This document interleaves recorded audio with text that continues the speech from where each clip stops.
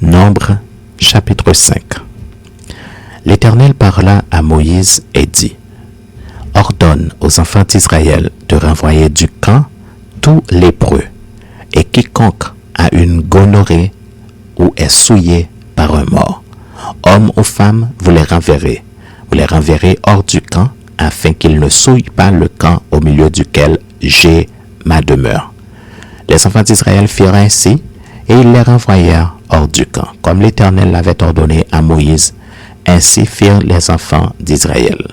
L'Éternel parla à Moïse et dit, « Parle aux enfants d'Israël. Lorsqu'un homme ou une femme péchera contre son prochain en commettant une infidélité à l'égard de l'Éternel, et qu'il se rendra ainsi coupable, il confessera son péché et il restituera dans son entier l'objet mal acquis en y joignant un cinquième. Il le remettra à celui envers qui il s'est rendu coupable. S'il n'y a personne qui ait droit à la restitution de l'objet mal acquis, cet objet revient à l'Éternel, au sacrificateur, outre le bélier expiatoire avec lequel on fera l'expiation pour le coupable. Toute offrande de choses consacrées par les enfants d'Israël appartiendra au sacrificateur à qui elles seront présentées. Les choses qu'on aura consacrées lui appartiendront. Ce qu'on lui aura remis lui appartiendra.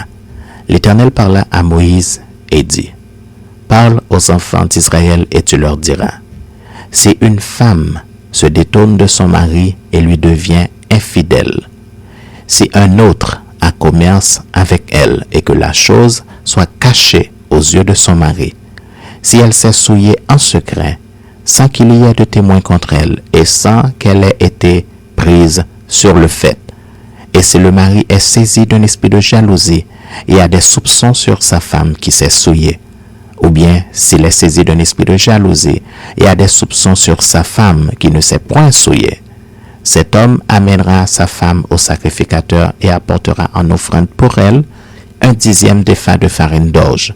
Il n'y répandra point d'huile, il n'y mettra point d'encens, car c'est une offrande de jalousie, une offrande de souvenir, qui rappelle une iniquité.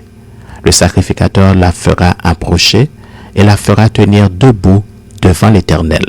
Le sacrificateur prendra de l'eau sainte dans un vase de terre, il prendra de la poussière sur le sol du tabernacle et la mettra dans l'eau. Le sacrificateur fera tenir la femme debout devant l'Éternel.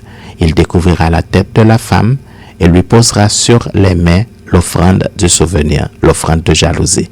Le sacrificateur aura dans sa main les eaux amères qui apportent la malédiction.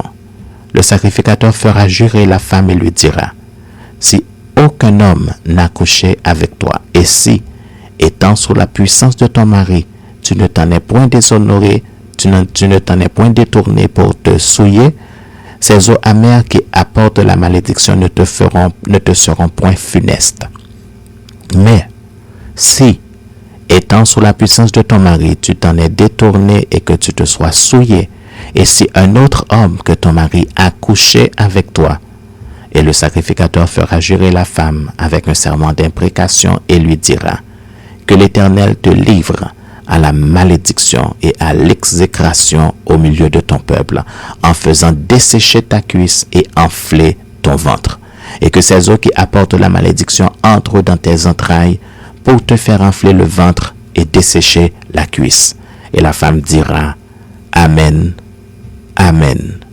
Le sacrificateur écrira ces imprécations dans un livre, puis les effacera avec les eaux amères. Et il fera boire à la femme les eaux amères qui apportent la malédiction. Et les eaux qui apportent la malédiction entreront en elle pour produire l'amertume.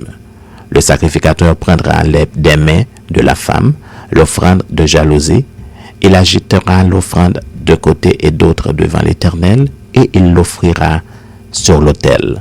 Le sacrificateur prendra une poignée de cette offrande comme souvenir, et il la brûlera sur l'autel. C'est après cela qu'il fera boire les eaux à la femme. Quand il aura fait boire les eaux, il arrivera, si elle s'est souillée et a été infidèle à son mari, que les eaux qui apportent la malédiction entreront en elle pour produire l'amertume. Son ventre s'enflera, sa cuisse se desséchera et cette femme sera en malédiction au milieu de son peuple. Mais si la femme ne s'est point souillée et qu'elle soit pure, elle sera reconnue innocente et aura des enfants.